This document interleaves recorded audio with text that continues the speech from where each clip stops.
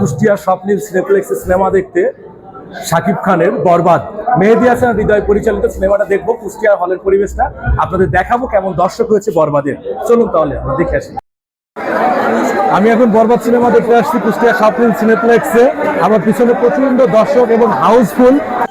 এবার লম্বা ছুটিতে বাড়িতে এসেছি।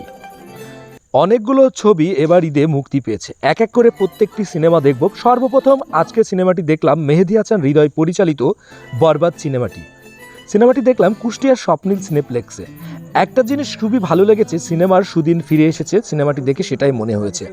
হলের প্রত্যেকটা জায়গায় পরিপূর্ণ, কোনো সিট ফাঁকা নেই। উল্টো আরও ডেকোরেশন থেকে প্লাস্টিকের চেয়ার ভাড়া করে নিয়ে এসে হলের মধ্যে বসিয়েছেন। দর্শক এত পরিমাণ হয়েছে যে তারা জায়গা দিতে পারছেন না, টিকিট না পেয়ে হলের মধ্যে ঢুকতে পারছেন না, ফিরে চলে যাচ্ছেন। এটাই বোঝা যাচ্ছে যে সিনেমার সুদিন ফিরে এসেছে। জয় হোক বাংলা সিনেমার।